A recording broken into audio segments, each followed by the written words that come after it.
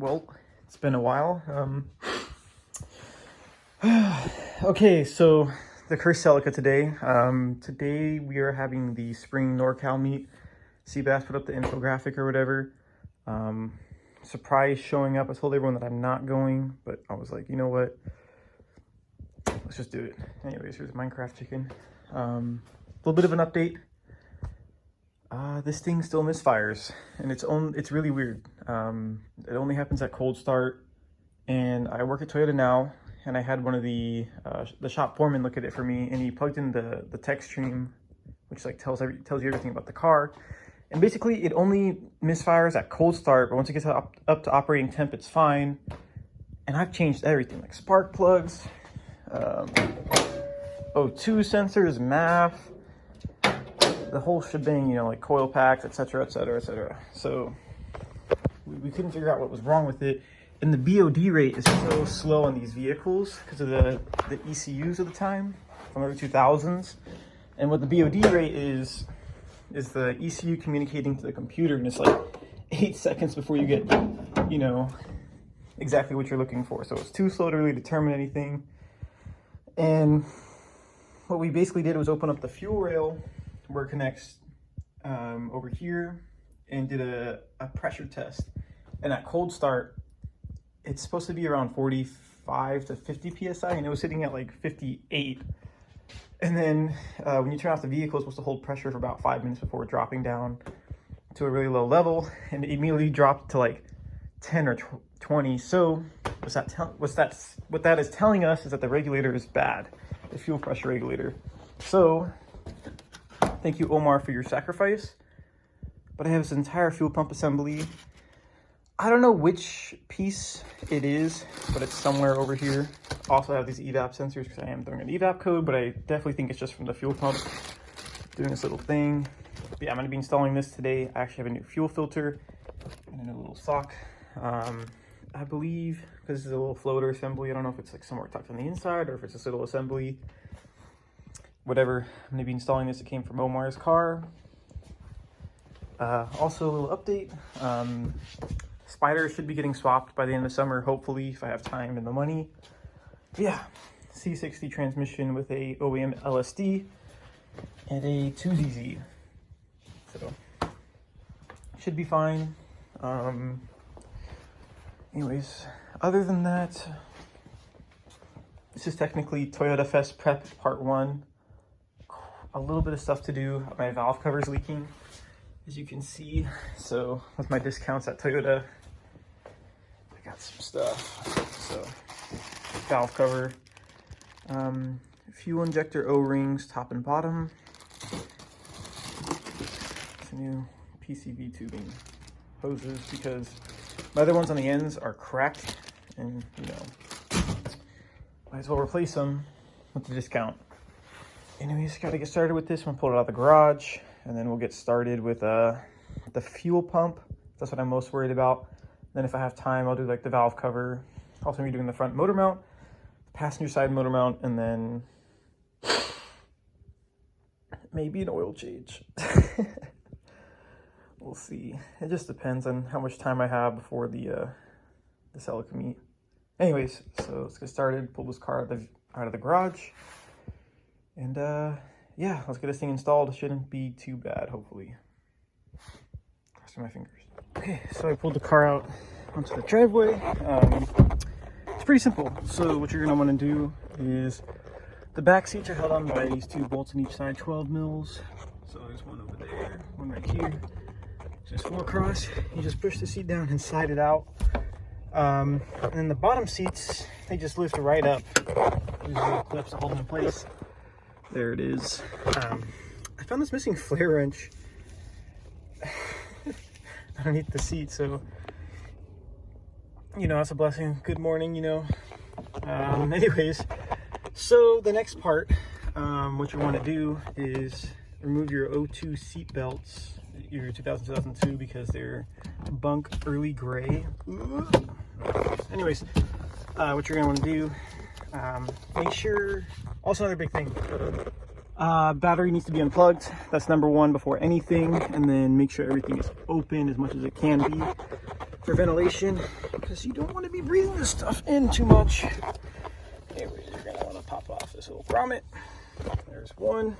Oh, yeah, sorry, don't mind the carbon fiber center arm console. Anyways, yeah, you're going to pop that off. This kind of peels right back. You might have to take some prying with like a screwdriver. Since I've done this once before, I think I should just lift right up. Actually, I'm gonna need 2 hands for this. So, right back, it just lifts right up. It's like a little black sticky substance underneath, just like the door cards or the door plastics are behind the door cards that protect the window. It's just like that. You're just gonna peel it up, and then there's gonna be a few things you gotta unplug. Anyways, so after you do that, you're gonna see a couple plugs. This little cover pops right up. So a couple things you're gonna need to unplug. This one right here, this main fuel line. Be careful. Or is this the one? I think it's go to evap. I might go to evap. I don't really know. Anyways, yeah. First things first. Remove the electrical, so it makes this easier. So the cover pops right open. See if I can get it with a screwdriver. Okay, so I just unplugged pretty quick. Push that to the side. These are all 8 mils, I believe, or 6 mils. That's going to be the next step. So this, I believe, is going to be going to your evap canister. They're like little bread clips. You can see them. You kind of just push them into place on these 2 little tabs. Slide right out. Don't lose that little piece. It's very important, and it can get bottom of the chassis. So good luck. And then you just squeeze these 2 tabs for the fuel line. Push it out. Just be careful because fuel will squirt out. So just be wary. And yeah, and then you got to undo all these 10 bolts or so around, these 8 or so bolts, and then yeah, this thing should lift out, and we should have fun reassembling it. So nice. Let's get started. Okay, so this little clip just slides right out. Make sure not to lose it or drop it. This one, you just squeeze these 2 sides, and you're just gonna push as hard as you can this way. Try not to break the plastics because this is very important. You don't want the thing to break. And the last thing, remove these 8 mils. Make sure to put, the best way I did it, just removed it with a quick impact. And I put my finger underneath just so I wouldn't drop them. And yeah, other than that, just forgot to take off this line. You just pull it up. Come on. Seriously. Anyways, this just pulls straight up. Yeah, and this entire assembly comes up. I have this little shoe box. I'm putting it in real quick. Then I'll bring it outside. Reassemble it with the new filter. And yeah. So let's lift this thing out, and yeah. Okay, so after lifting it out, just be very careful, tilt it to the side, let whatever fuel drip out, and make sure to watch out for this floater piece, which tells you where the gas is. Other than that, it just lifts right out. As you can see, mine is kind of different than the stock one because I had a MWR upgraded one for when I did the supercharger, or when I was going to do the supercharger, but ultimately don't recommend it. Did not turn out so well, as you can see. So what we're gonna do is just take this one, this fresh one, the new little sock piece as well, and a new fuel filter. We're gonna install it real quick. It's pretty simple. Just pry up these little tabs and pull it off, and basically just put that one back in. So yeah, let's do that real quick. Oh, this thing's still filled with fuel. What the fuck? Okay, let's do it. Okay, so I reassembled the new one. It wasn't too bad. I mean, all you're gonna do is pop this plastic off. I used a little interior trim tool, just pull it off. I replaced the sock. It just pulls right out and puts the new one back on, and just pop it back on. I'm not sure why I didn't record this. This you gotta pull up or down, and it pulls straight out. You gotta unplug it from here. It's an inside right there, and then this little thing just pops right out with this little 4 things. Sorry, I'm not sure I didn't record this. I was too focused. Yeah. I mean, it's pretty simple. So just pop this out, put the new one on, put the cover back on. This just pushes down or up and pulls out. Just put it back on and plug it back in, and that's pretty much it. It's pretty simple.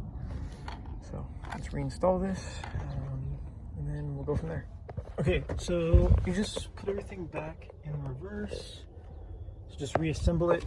It's pretty simple, like I was saying. So when you take out the fuel pump, just make sure you're looking at everything and how it goes. I mean, it's pretty simple. It's just like 2 plugs and then 2 covers for the actual fuel pump and the I can't think of the name. The filter, the mini sock, and then the big filter itself, the big white plastic piece. Anyways, so there's that. Other than that, just reassemble it. Make sure to hook up all the hoses. That little orange bread clip thing, you just push it back in. Plug in those 2 wires, and then the evap line, you just push it back on. Put the cover back on, put the 8 bolts, and then yeah. So then I would leave the car on for about 2 minutes on the on position, which I've already done, maybe like 3 or 4 minutes while sitting on my phone right here. So you can hear the fuel pump running. The audio probably won't pick it up, but anyways, don't mind the low gas level. It should start right up if you did it correctly. If you have any questions, feel free to hit me up on Instagram and I can help you out. But yeah, so you should let it run on the on position for about 2-3 minutes. And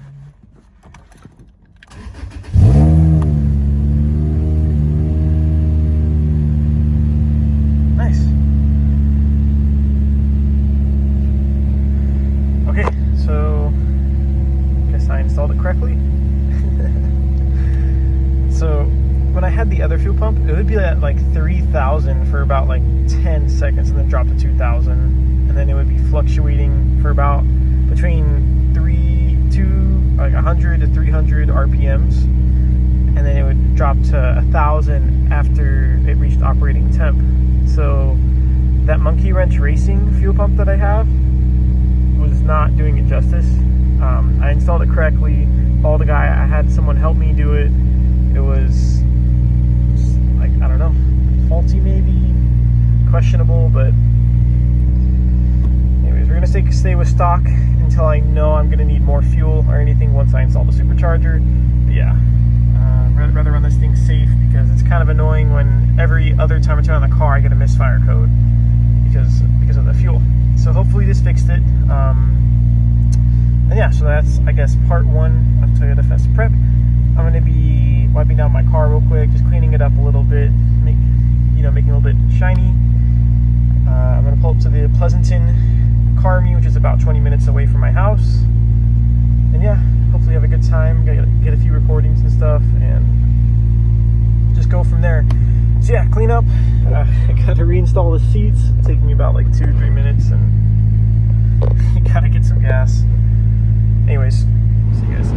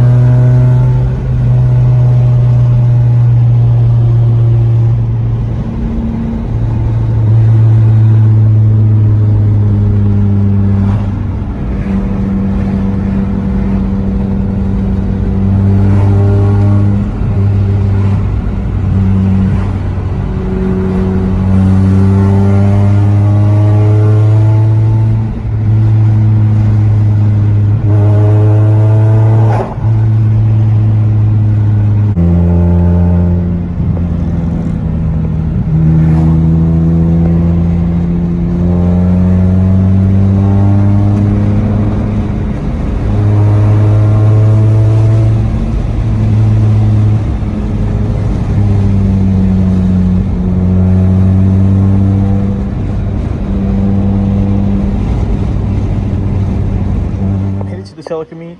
Got my Pepsi right here. Gotta grab my seat. A lot of stuff. We got an all track over here. Subi. Everyone pulled up. We got Michael. John. Classic. We got Prince over here. The GT over here. The 05. Tsunami. I'll do a quick lineup real quick. Say hi to everyone real quick. Not bad. The only mod I've done since the last meet. Center console CF. Anyways, got a few parts for sale. Put them out in a sec. And yeah, I'll do a quick video on everyone's cars real quick. Nice. Damn. Yeah, Bjorn. Would you mind explaining to the audience what happened at the Celica meet? Well, I think you spent most of the time in the bathroom.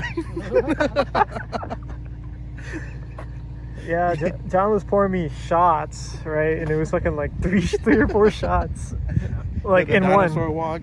Yeah, the dinosaur walk, exactly. Yeah, dude, I got so drunk. Yeah, you don't go to a Celica meet unless you get drunk and throw up like 3 or 4 times in the bathroom. Didn't even know you were there. Jesus. Anyways, sorry I forgot to record. I was drunk, so there's that. Anyways, noise. That lineup.